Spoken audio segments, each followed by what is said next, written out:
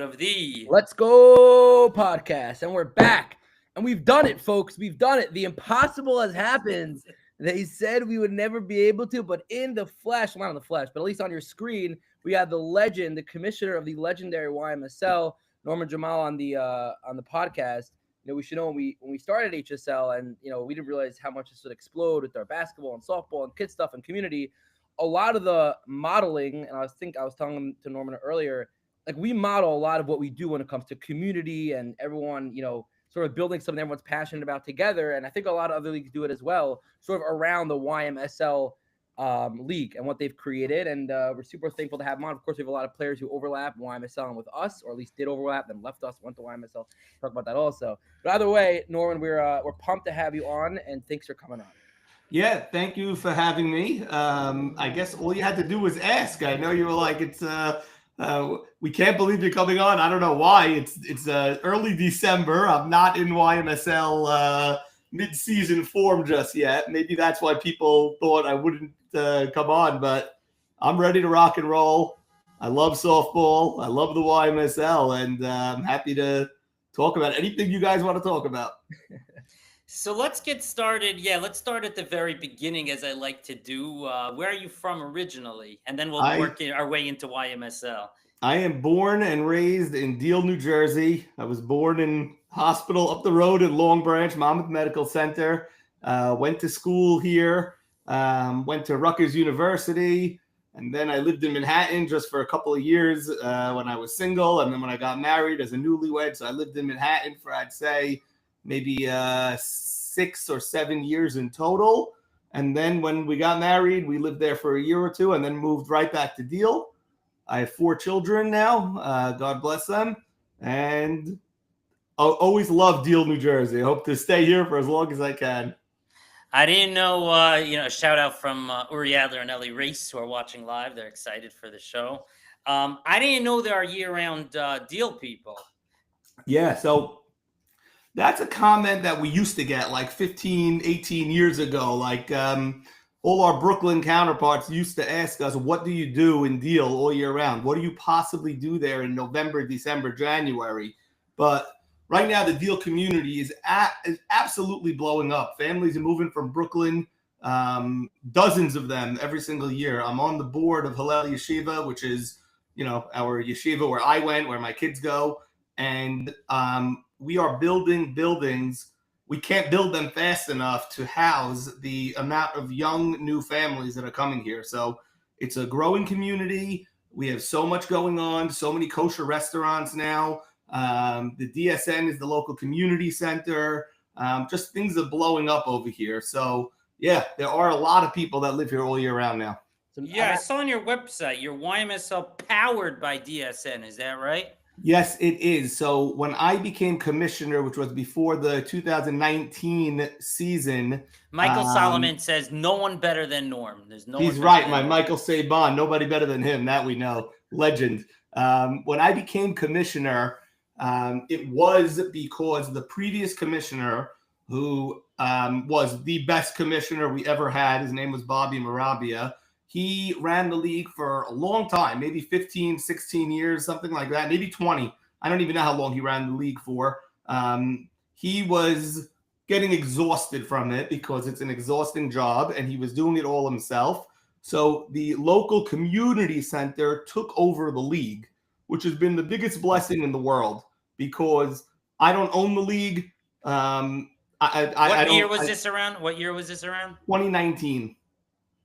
Wow, Sammy Saroya is in the house. The great Sammy Saroya just had, all he wanted to say was, yee! He was talking to me a few minutes ago, actually. But having the DSN own the YMSL is huge because it just shows that everyone's replaceable. One day I won't be commissioner. Someone else will be commissioner.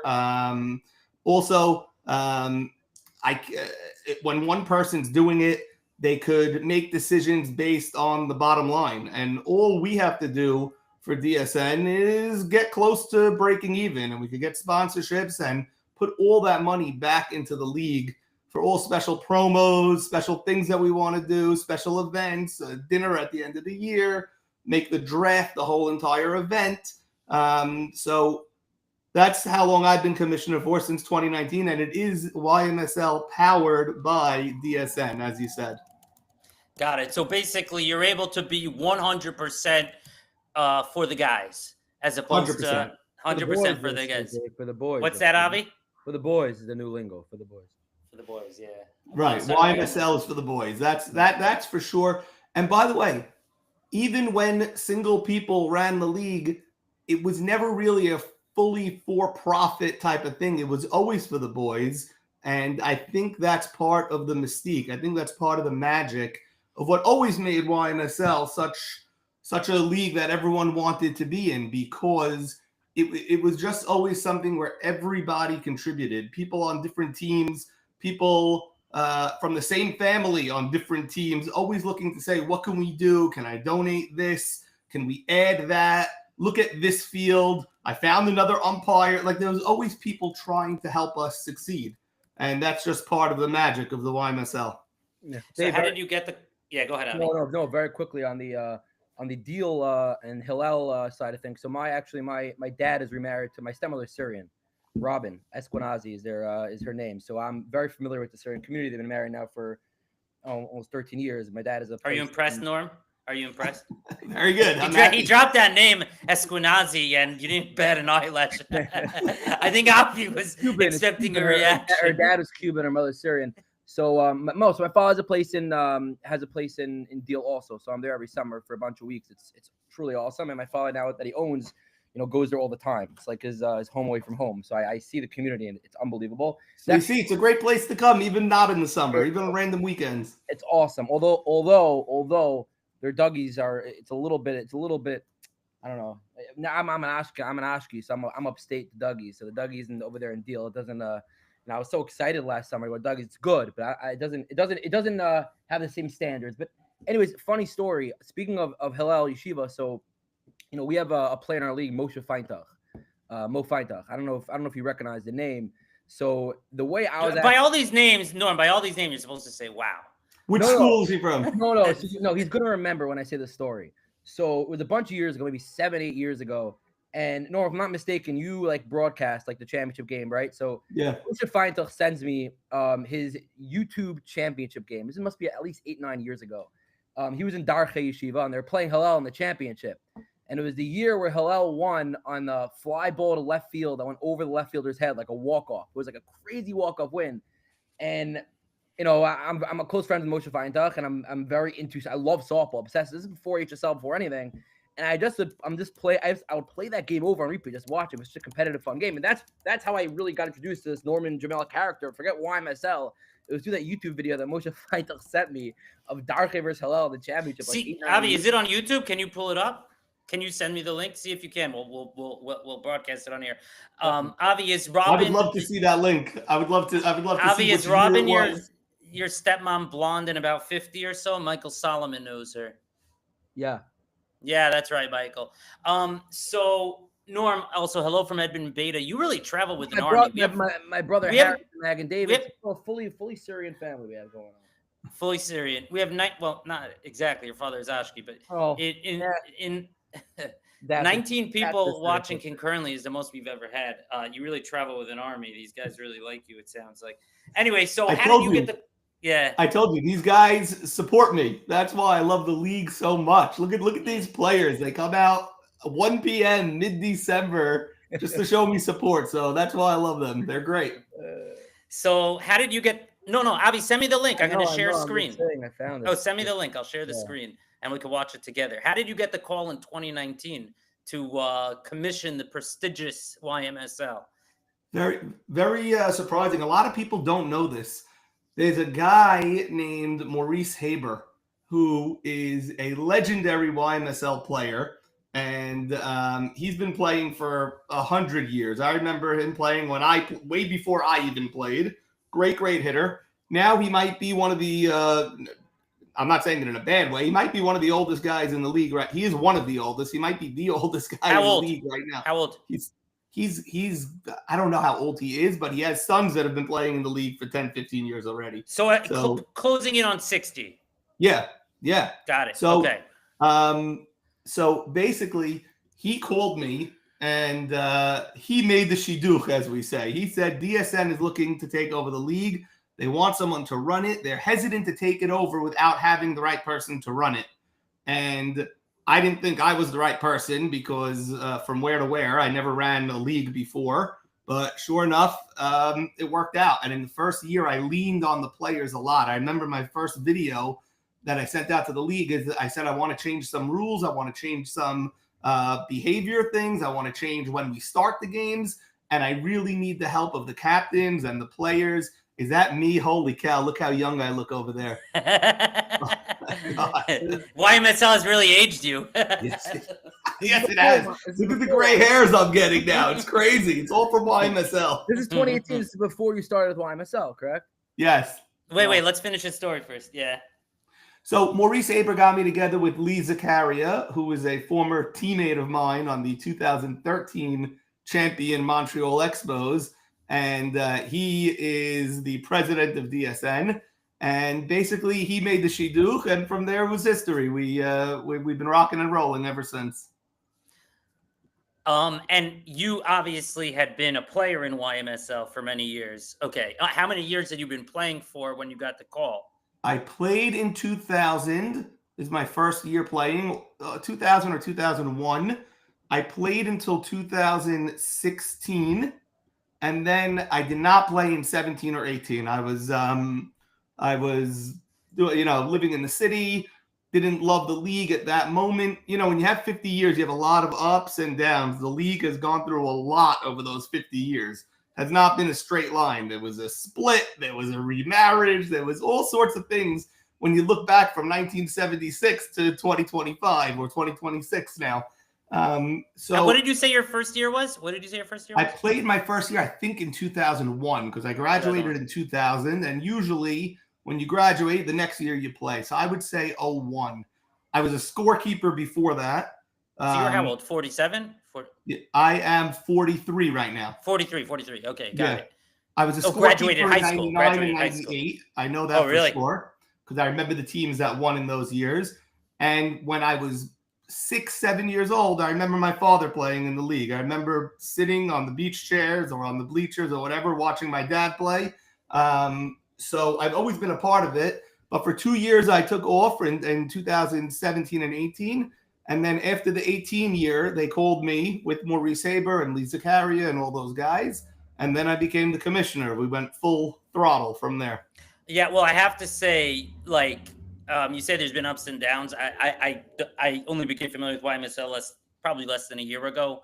If you guys aren't in an up now, I don't know what to call it because the guys love it. They talk they love it. They love it by shitting on us. So, it's one way, they talk about how much better YMSL is. So, it certainly seems like you're doing an amazing job. So kudos to you and everybody at DSN. Let's take a look at this highlight. So Avi, we're going. It's a full game. It's a full game video. It's an hour and a half. Are we going to watch the full game now? No, we're not watching an hour and a half. I don't know. I guess I just found it funny. When he brought up Hillel, I remember it. Wait, so Mo Feintrich hits a home run in this? No, Mo actually gets intentionally walked like 3 times by them. They wouldn't pitch them all game. But at the end, you can watch. Go to the end. You can watch. They had a walk. Okay. Left. Yeah. You just scrolled ahead and back. I saw which game it was. Marty Anteby. Yes. Okay. Marty Anteby hits the walk-off shot to win this game. Marty Anteby won the World Series in YMSL and became the first person to be 3 generations to win the World Championship. His grandfather, his father, and him all won the World Series and are on the YMSL trophy. And you're this kid. Oh, wow. And wait, and he's announcing it? Norm is announcing this? I'm announcing it with my nephew, Ronnie Towell, who's in the league right now. Who calls the walk-off? Do you call the walk-off, Norm? Yeah, I'm sure I do. Yeah, there I am. I'm interviewing at the end. Yeah, let's see. There it is. It looks like we're getting there.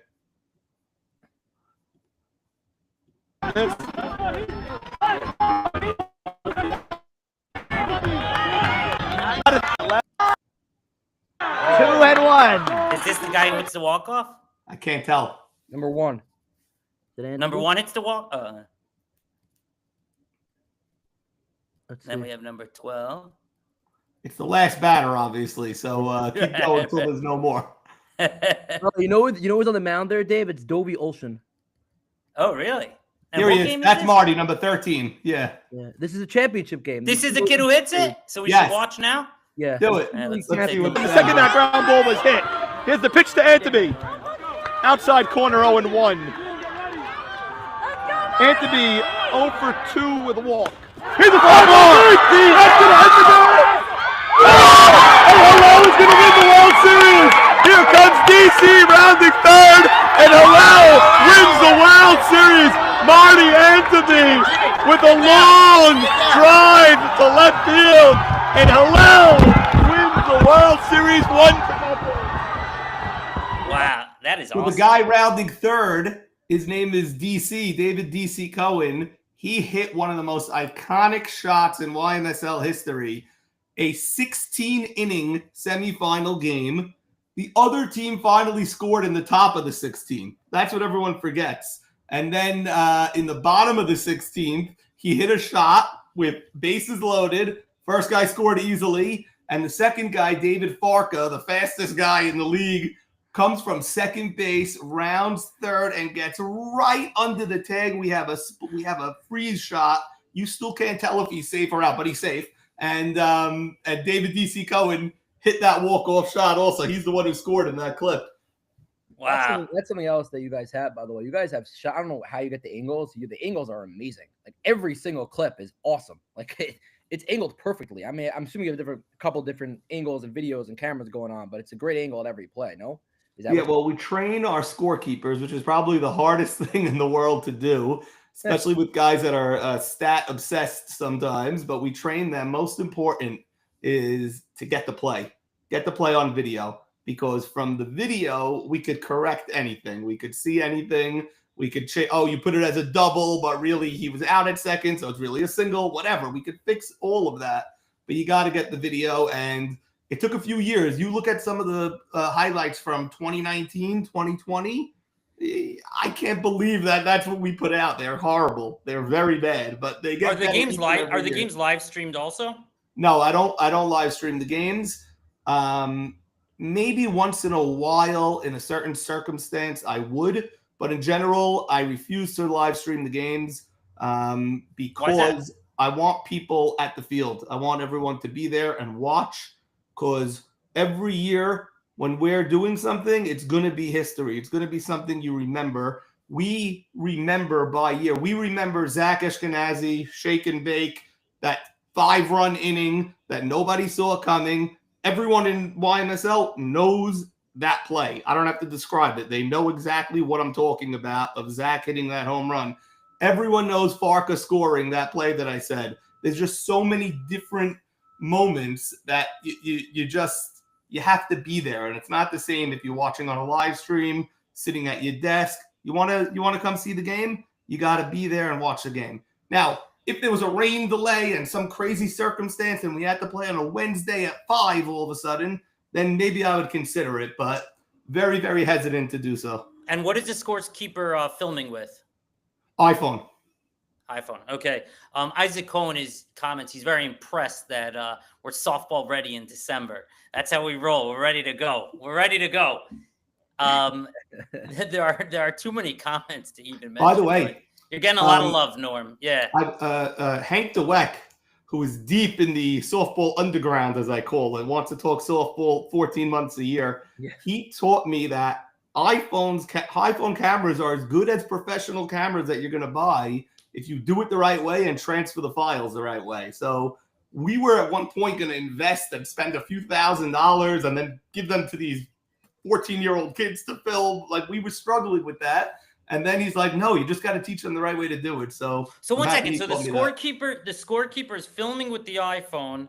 Yeah. And then how's he keeping score? He's hustling. No, but on pen and paper, on a separate phone, how's he doing that? No, it could be separate phone or same phone, but he's filming each at back separately. And forth. Okay, yeah. And using Game Changer or? Good question. I hate Game Changer. I have to refer to my assistant commish Mocas on that. because he handles all this technical stuff for me. Oh, you're too high up on the totem pole to know this stuff. You deal with like player salaries, TV right deals. It's strikes, not that I'm too unions. high up. It's that technology is very frustrating for an old guy like me. I don't get it. Come on. I don't get it when they're talking in these terms, and I just want the stuff to work. Just tell me, why isn't the stat going from the phone to the website in real time? I don't know why. Figure it out. I don't speak that language, so that's why Mocas is a huge blessing for me. He handles all of that type of stuff. What is his full name? Morris Casson. Morris Casson. His father was also in the league. He is in the league, and he's basically running the league with me at this point. He's probably my heir apparent. He's my exit strategy. He's your exit strategy. It used to be very cool with the highlights. They're just having the kids video, because then afterward they do the voiceover with all the highlights. Which is really cool as well. Something, by the way, that I would really want to do for us eventually when it gets to the proper. Is what, Avi? No, I mean they have the kids. They're doing the video. They're videoing the highlights, but just videoing, and then afterwards he'll go through it and he'll voice over all the he'll break up all the games and voice over every single at bat from every single game. Who will do that? Commish. Really? You see, I'm not so high up on the totem pole anymore. No, I was just impressed with the time commitment. Wow. No wonder the guys love you. Yeah. It's a lot of time, but that's what makes it great. You want to see the game. Michael Solomon says, congrats to Mocas, next commissioner. He's getting a pay raise. So for those of us, let's give a little more background on YMSL for those of us who don't know so much about it. So you guys play in Deal. The games are in Deal, I understand. Is that right? Correct. You start in what month of the year? So this year we're starting right after Passover, because Passover is early. Passover is, I think, April 1st to the 9th, or the 8th at night. So I think we're starting April 12th this year. Many times we'll do a week or two before Passover and then finish after. I love it when it's like this, so we could go straight through. We'll start April 12th. And then it ends what? Go ahead, Avi. They're the second to craziest league when it comes to starting in the cold. You know, that's we always get that. They're like, everyone who plays, like whoever, like Ellie Race, for example, right? So he played in our Sunday League for a few years. We love Ellie Race. He finally gets into YMSL, but he still managed to got a couple of weeks in our league last year, because we started like the second week of March, and you guys started like the fourth week of March. Yeah, but everyone always makes fun that we started 25-degree weather. David has his own opinions on the early start, but my favorite thing at the end of the year when I do the year in review is showing the championship team in the freezing cold with the beanies and the earmuffs, and then switching right away to that 100-degree day in the World Series when they're winning the World Series. Like you gotta run the gamut. You gotta win in the cold. You gotta win on the bad field that we have, and then you gotta win on the main field that we have. I love that. Right. No, I was gonna say, David, your sheet to here is that as long as it's not raining and it's clear, like you got to take advantage of those no rain weeks. Okay, so it's 40 degrees instead of 60 degrees, or 38 instead of 58. Put on a sweatshirt, you put on a hat, and you play softball. So wait, so you guys start April this year right after Passover, and then you go until September, or it's a spring league? Yeah. It's a spring league. Okay, got it. Most of the teams will end in early June, and the World Series will end in early July. July 4th we ended last year. Okay, so you're brushing up. You don't have Catskills Hawk and stuff because everybody's in Deal? I don't know what that means. What did you just say?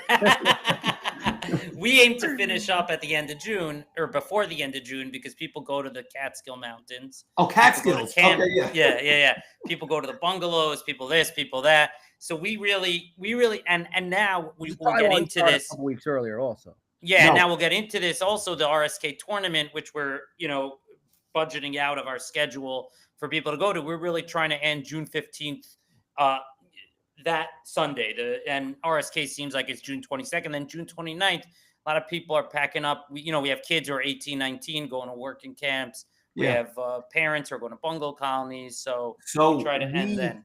As you mentioned earlier, we are the summer place. So everyone from Brooklyn that's commuting to us in April and May, by June, they're coming to Deal anyway. So this is where they're coming.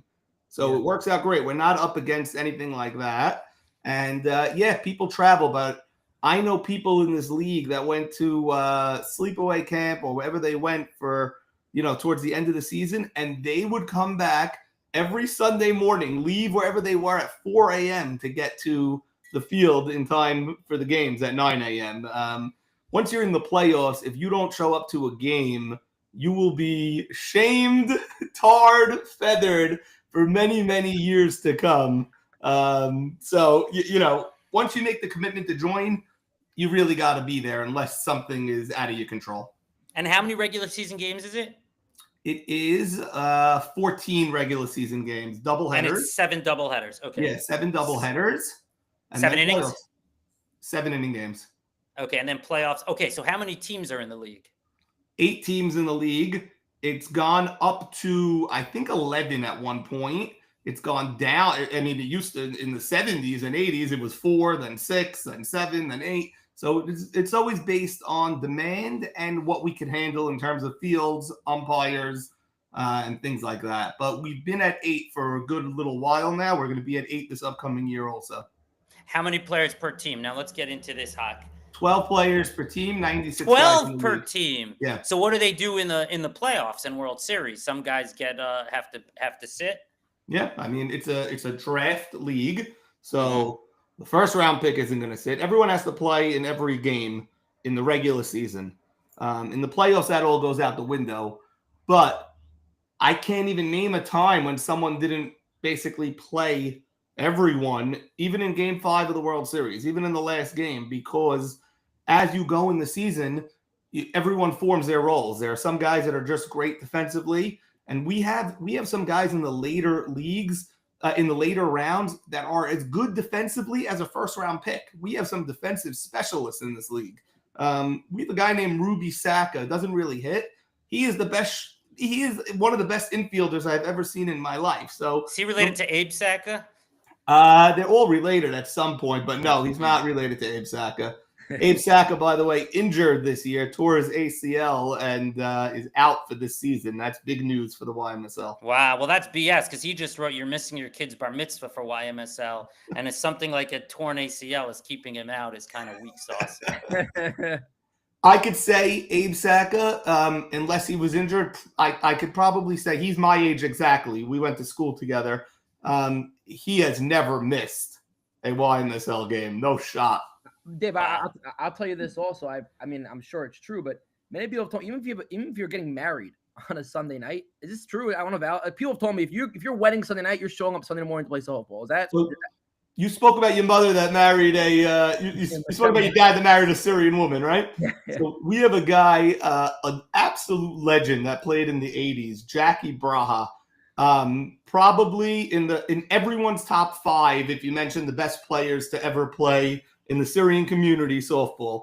And he married an Ashkenaz woman. So the thing with Syrians is we'll say like, we put on the invitation, the ceremony's at 4, but everyone knows the ceremony's not till 6:30 or 7 o'clock. I don't know why it's like that, but that's the way it is.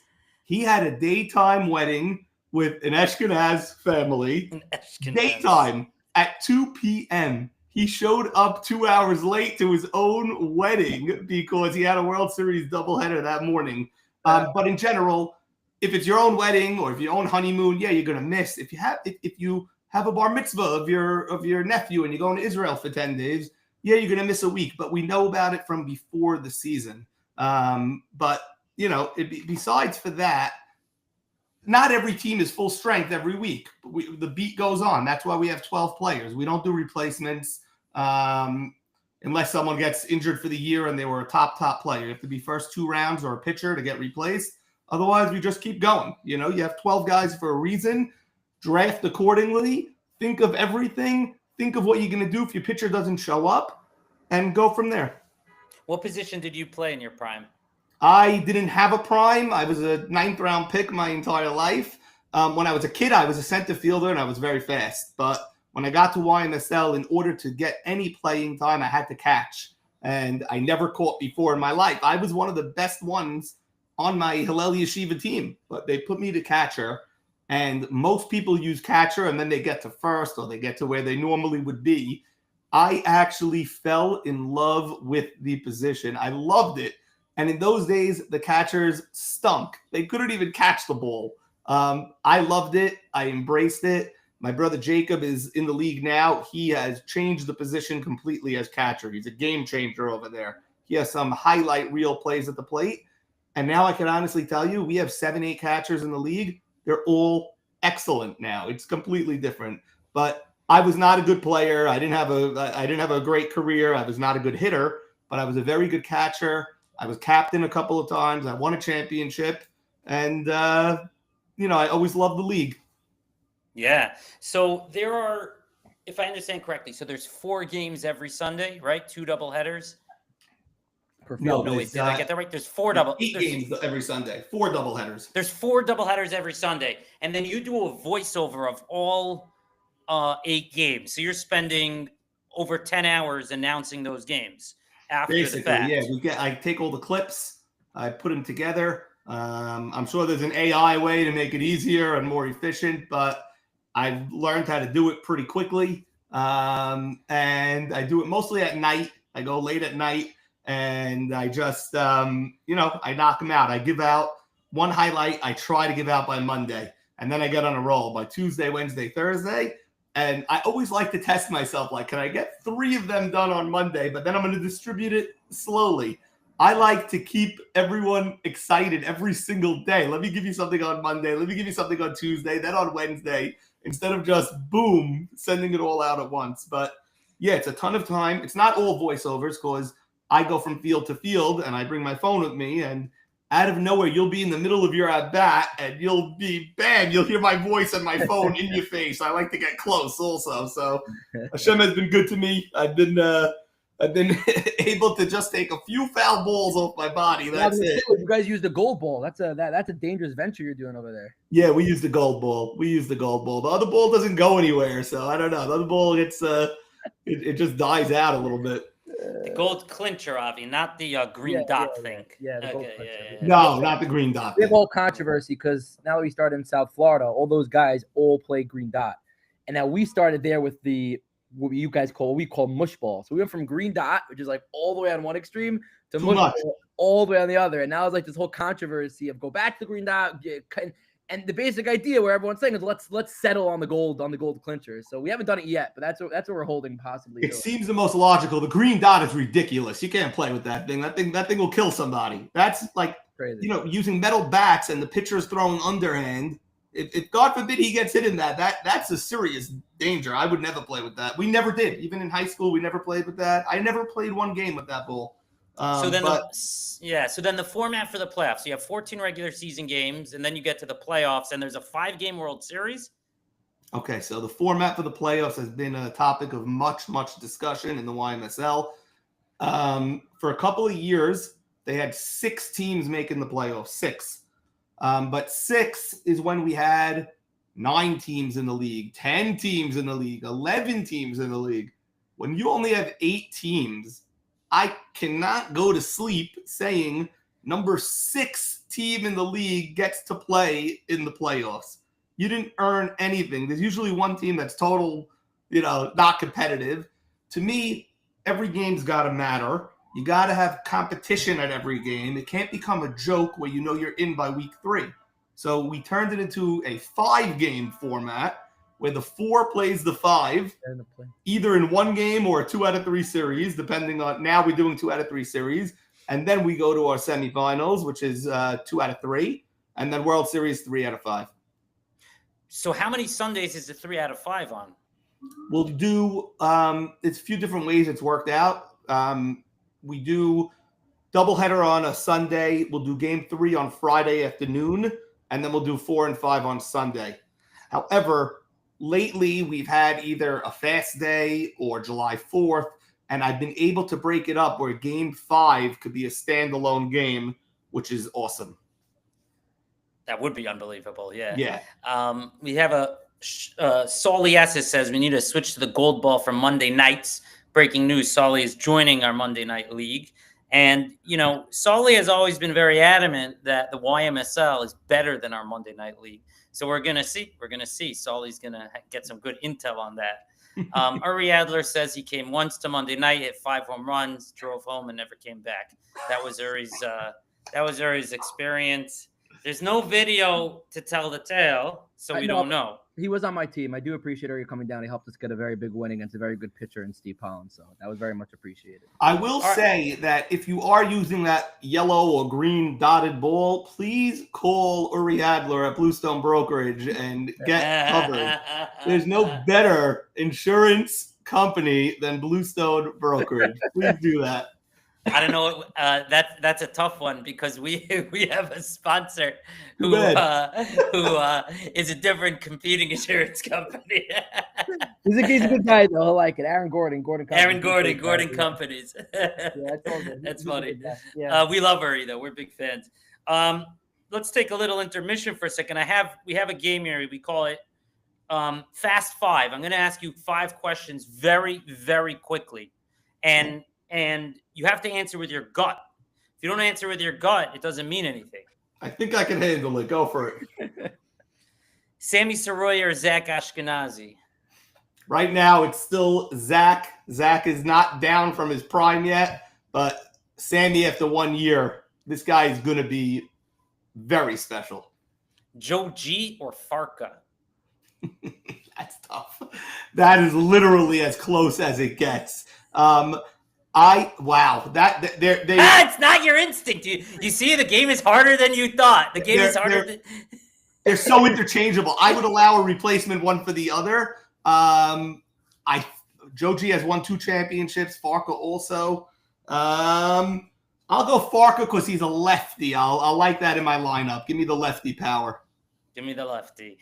Max or Nate B? I'm going Nate B. Even though Max is a little bit more competitive and Nate B is a little bit on this, Serrano in Major League 2 and he gets a little soft and he catches the bird and you know what I'm talking about, Major League 2. Nate B has seemed to have gotten into some less competitive fire lately, but I'm still going Nate B because of that one pitch that doesn't spin. I love that pitch. I was about to say, I've only faced Nate B in one league, and all the SYs call it a beer league in the fall and Coyle, where apparently he doesn't throw like he usually throws. But he definitely thrown that pitch. That pitch was unbelievable. One of the craziest. Yeah. The only pitch that's similar is Yehuda Koenig's, like they call it the non-floater, where it rises but it then freezes midair.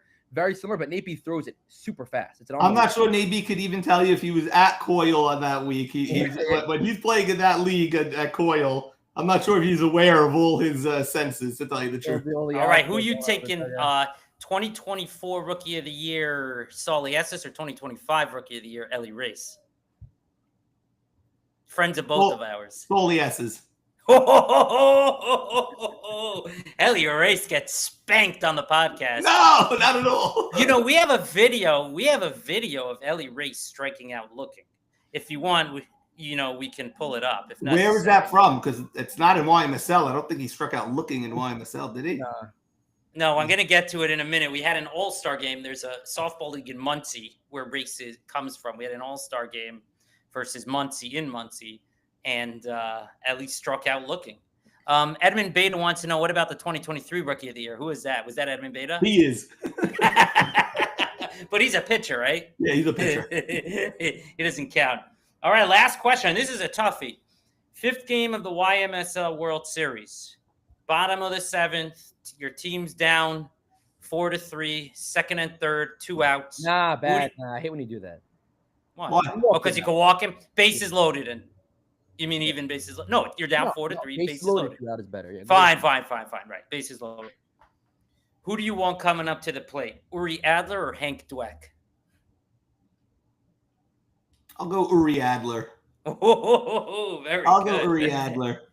I don't know why. I feel like because bases loaded, base hit, give me Uri. Hank may try to overhit the ball. 4 outfielders. Someone will run down and get it. Who is Rosenberg E4T? He says HSL didn't do well in that game. I don't know if that's Yossi. Either Avrami or Yossi. Avrami plays the YMSL. Could be it's Avrami. I don't know. So you're taking Uri. Uri's so easy. Yanks S23 says By the way, Uri. It still actually won that game. The game don't worry, Abby. Don't worry. It's called trolling. It's called trolling. It's called rage bait. So getting into that, I want to get. How much time do you have, Mr. Norm? You're good. Okay. Let's get into a very, very political issue. At the HSL, we love collaborating with other leagues. We had a beautiful collaboration with the MSL. We shipped 30 guys up to Muncie. We had an all-star game. We split, and round 3 never happened because it was rained out. RSK, we make sure to have off on Sunday. We've got Avi, how many guys did we have go to RSK last year? 20, 25? You got to be at least 25 to 30, yeah. 25 to 30. You know, we love collaborating. So whenever I mention to any of the guys we should have an all-star game with them at YMSL, first they tell me that they're going to whoop our asses. And we'd be so humiliated we'd never play softball again. But then they say they'll never do it because their schedule is way too complicated to be able to have an all-star game with us. I think, and I always thought this way, all-star games are very overrated. I don't think anyone actually cares when you get there. We certainly don't care about it. We care about our league. We don't care about playing. We have a night league. We don't care about playing the night league.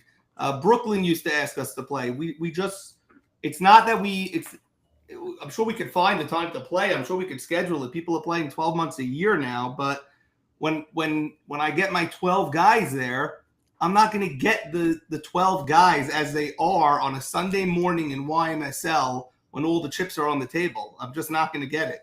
What about on a Thursday night? To care and pitch with his passion, or you need to pitch as hard as he can on an all-star game against Muncie as you can Sunday morning at Fireman's West. You just can't do it. So, and to me, it's all like, I don't get the point either. I don't get the appeal of the all-star games. We just started doing it recently.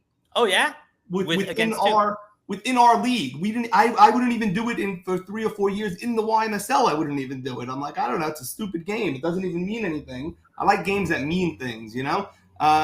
We just started doing it the last couple of years, and thanks to Teddy Ishak, he donates a couple of tickets to the MVP, to the Ranger games. Great seats. We go. We buy them a nice Salt Steakhouse dinner, which is like the top steakhouse. Oh, we know of Salt. We know of Salt. So we make it a great thing. But there's very, very few people, probably only the softball underground, that would care about such a game. The regular so Norm, I have to very, very, very respectfully push back and say that this all-star game we had with Muncie, Avi, what do you think?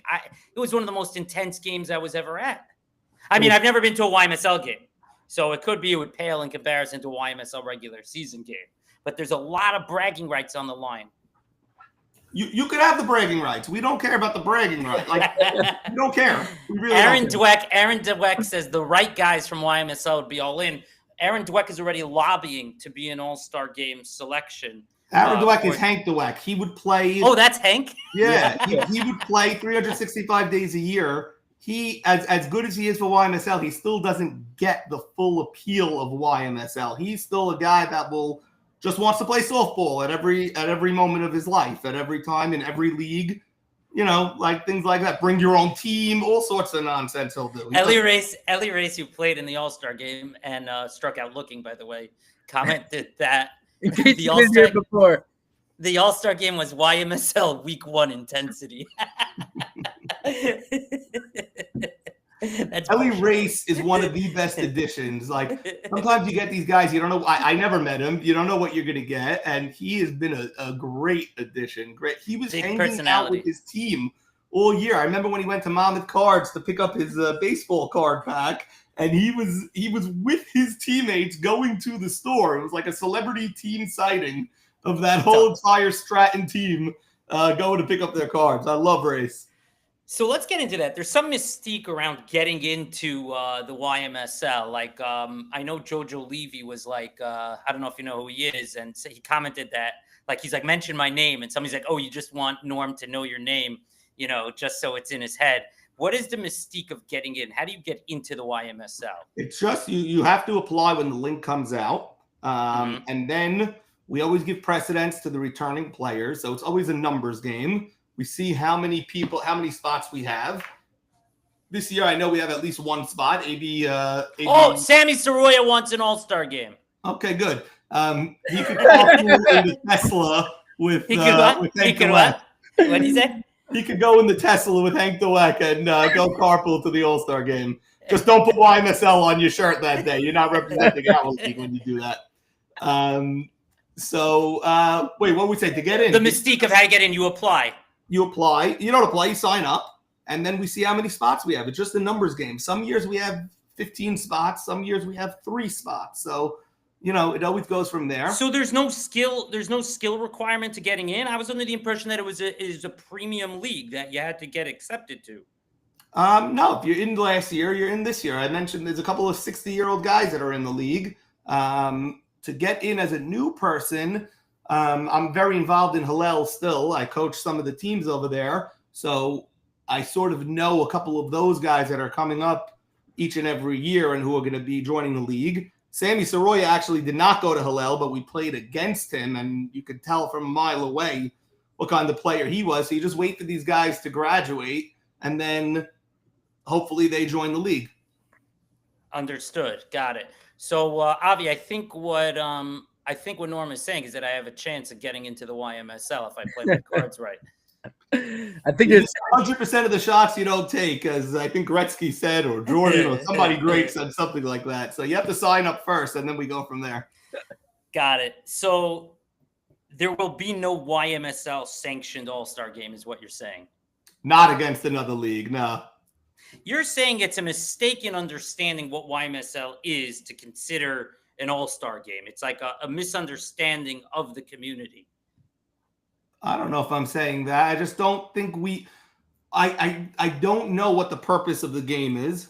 I don't get that. We're not in your league. You're not in our league. What's the point? I don't get it. Let me think about that. What's the point of playing? Let's do this like a Gemara. What's the point of playing softball to begin with? Let's start at the beginning. There's a few points of playing softball. There's the camaraderie. There's the, you're seeing your friends, you're blowing off some steam, and then the competition of the game. I think the All-Star game meets all 4 of those requirements. I don't see the competition of the game in an All-Star game. I don't think I would never care about a game like that.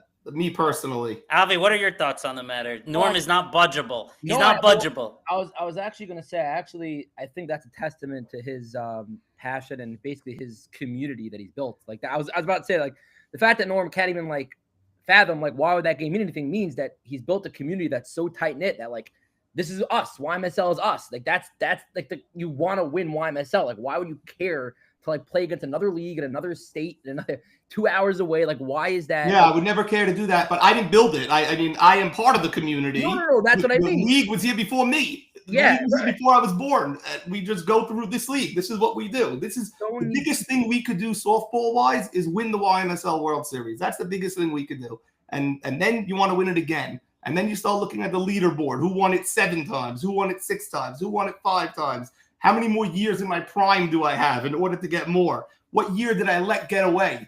Every great player tells me they should have one more because they let this one slip away. They drafted bad that year. That's all we care about. That explains perfectly why YMSL is not even a question to cancel an RSK Sunday, or if theoretically it ran, maybe Cares might be different. I don't know, but theoretically ran into Cares, that probably explains the same thing. Okay, it's a tournament, guys love it, it's a lot of fun, but YMSL. It's a community. It's different. It's it's a different. Okay, you win an RSK tournament, it's great. You feel good. You feel like you're the best of softball. But there's something special to winning the YMSL. It's a almost 50 year now community that they built. I mean, I can't say I understand that. I don't understand it. But I think it's a testament to show how strong and how tight this community could build somebody to be, which I think is great to start from the top. For now. So on another note, you got to tell us about these trading cards. Somebody else brought it up to me the other day. And what is it all about? What's the hock? What's the hype?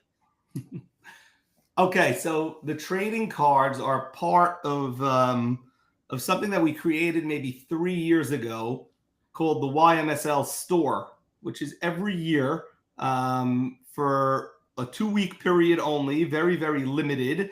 We sold 6 or 7 items on the YMSL store, and they were the most random items you could ever think of. One of them is the hoodie. I always wear a hoodie whenever I can. I'm very comfortable in this. So we had a regular item like a YMSL embroidered hoodie. You could buy it for however many dollars and whatever.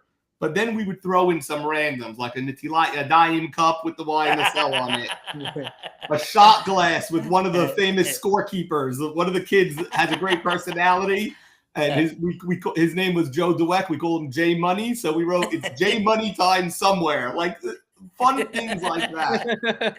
And again, we had a few people behind it, like my brother Jacob, Zach Ashkenazi, Morris Casson. These guys all would think of ideas. This is good for the store. And still today we say this is good for this year's store. And then every year we would have one premier item. But again, it's the most random thing you could think of. The first year we did a cone, a parking cone, orange highway cone, YMSL on it. Limited edition. The whole thing is that there's only 8 of them in the world, and we will never make it again. You buy it today, and that's it. No one else could buy them, and they sell out. Then we did a bowling pin. Like, you can't make this stuff up. The bowling pin is YMSL. And then this past year was the best one. We got a 53-gallon barrel. A barrel like you put rum or whiskey or wine in a humongous barrel with YMSL on top of it. That one I bought myself. I have it in my backyard. It's unbelievable. What do you have in there, Norm? What do you have in there? My kid puts all his basketballs and all the equipment that's always all over the grass. He puts it all in there. And then this past year, Morris Casson came up with the idea of let's do baseball cards.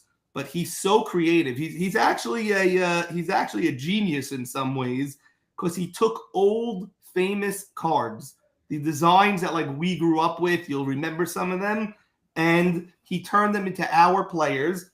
And we didn't just do our best players. We went random again, like couple of the greats, couple of randoms. I have one that I have today here. After we made the cards, we got each player to sign one of them, and then we put them in packs. And then you had to go to Monmouth Cards and pick them up. Monmouth Cards is a sponsor of ours, Nathan Zolta. So this one, if you have any older viewers, they'll recognize this, or any collectors. This is a copy of the famous Mickey Mantle card. I don't know if you could see it. That's Solomon? It's a 1952 Mickey Mantle card. It's like worth millions if you have the mantle.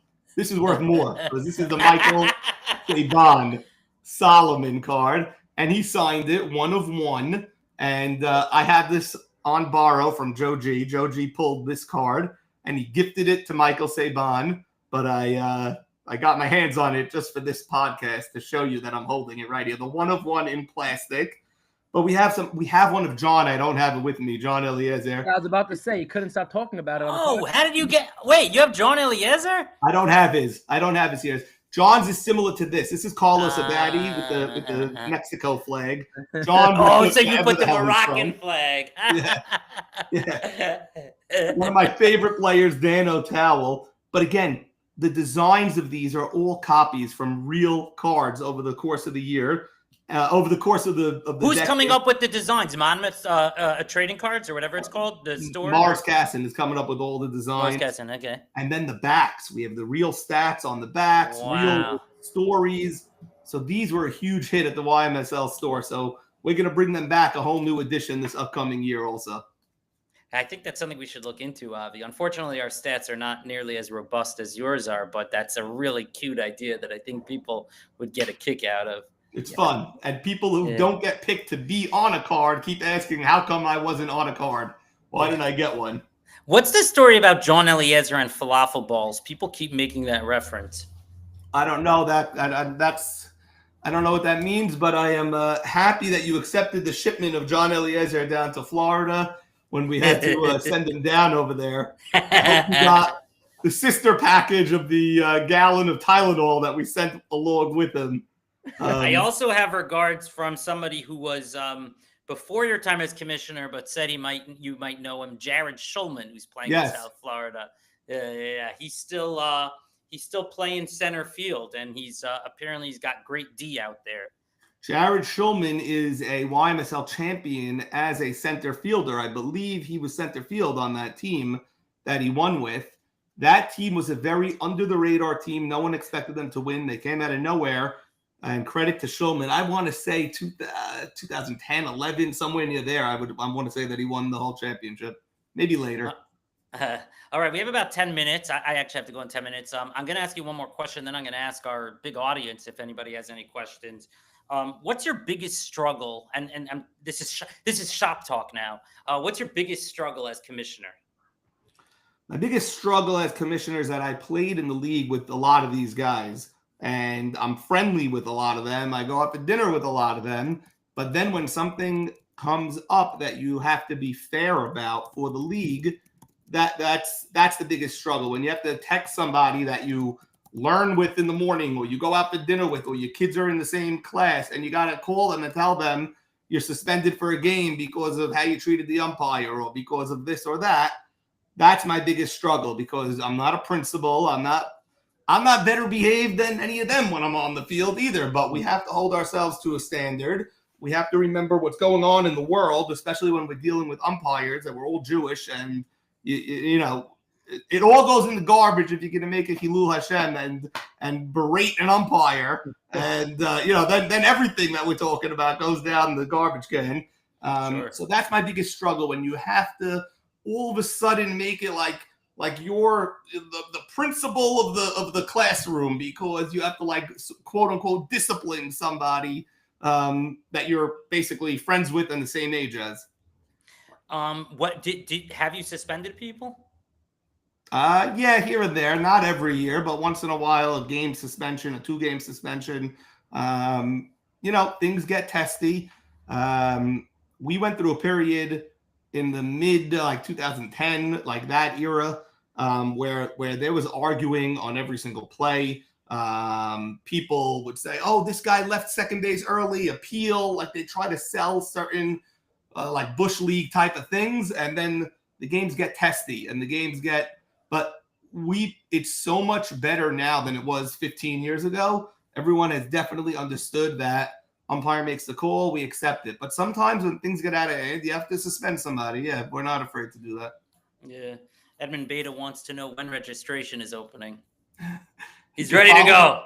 He's ready to go. We usually open registration around New Year's Day, somewhere near there. Some years a couple days early, or a couple days later. All right. Doesn't look like anybody has any questions. Avi, anything else from you before we say goodbye to Mr. Norm? No, I think this is awesome. We really appreciate you coming on. I will say that, like I said earlier, from the players who we know from YMSL, they talk about YMSL like it's their Gan Eden when it comes to softball, which I think is a tremendous testament to the league, the current commissioner, the former commissioners, and the community as a whole. I honestly think it's something that we're very much trying to emulate, right? This past fall, we did a draft tournament. The Five Towns community, there's no concept of a draft ever. 30, I don't know how many years has the Croton League been around, 30, 40 years, before we took over, even when we took over, and really, I would say strictly because of what you guys built, and we see the Hall of Fame celebrations and the draft parties and all that stuff.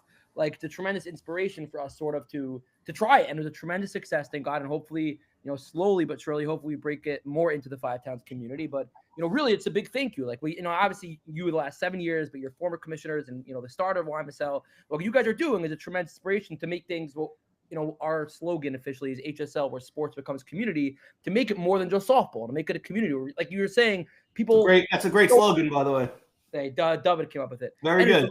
Yeah. Thank you. Where people show up to games, Sunday mornings, and I see on the videos. I'm a softball obsessed softball guy myself. Where do you get the videos, by the way? On YouTube, or where are the voiceovers? That's on YouTube. Yeah. That's on YouTube. Okay. I'm watching every game, every highlight. I'm a softball junkie myself. I pitch, and a lot of friends will play there. So like, it's impressive to see. Even if it's 15, 20 people sitting on the bleachers in 45-degree weather, like.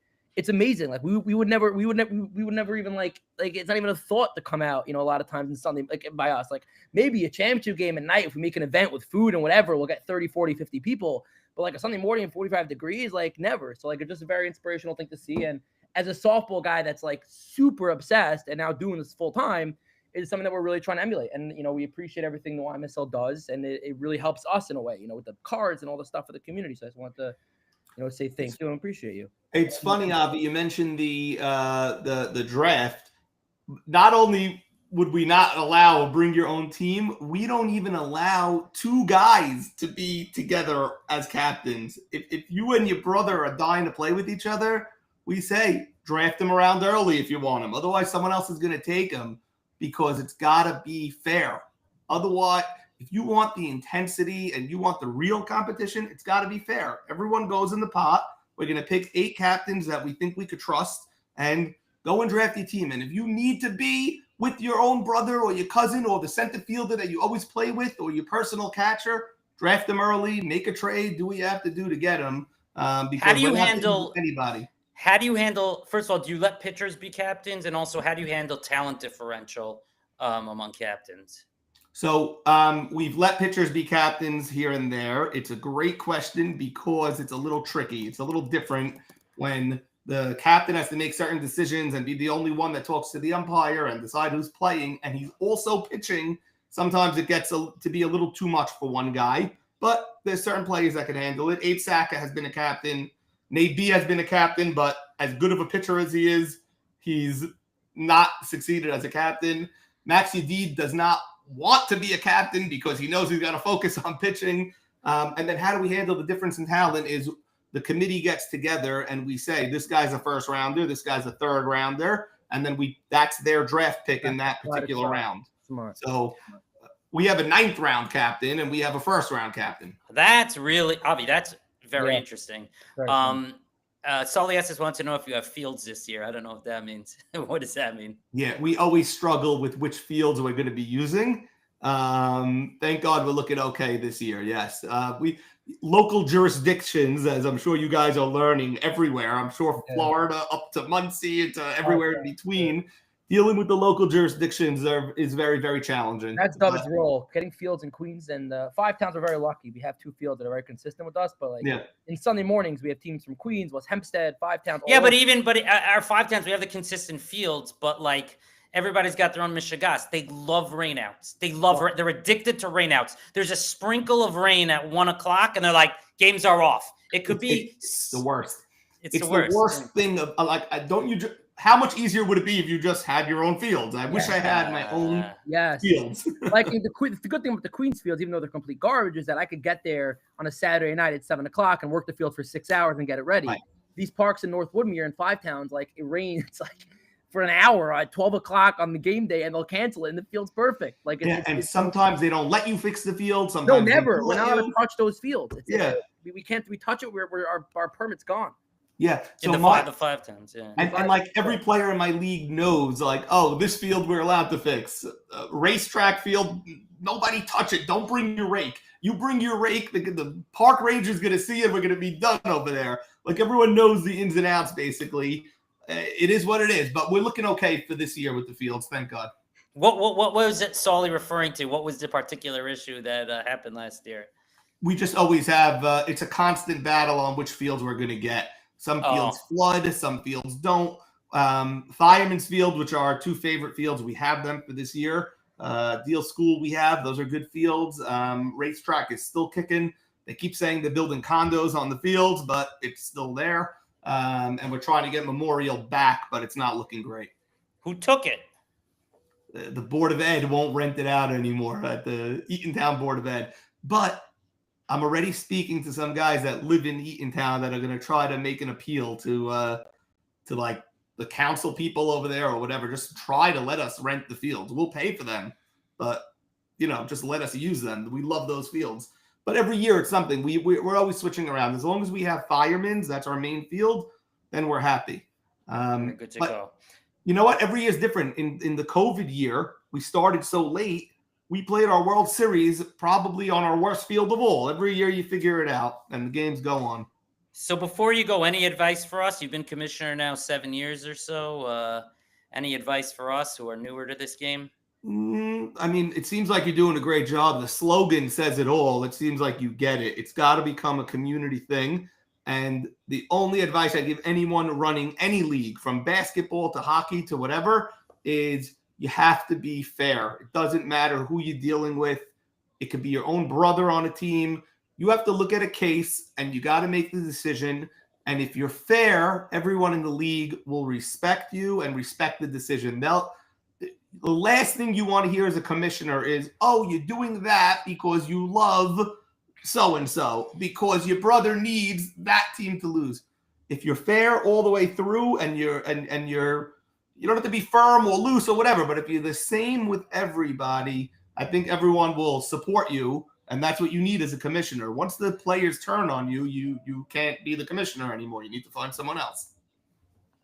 Sounds good. All right, Norm, it was a great pleasure. Thank you so much. Thank you for bringing such good energy. Thank you. See why everybody is very fond of you. Thank you. And much hatzlacha. Thank you. Hatzlacha to you as well. Avi, nice to meet you. David, thank you so much. It's been a pleasure. It's a pleasure.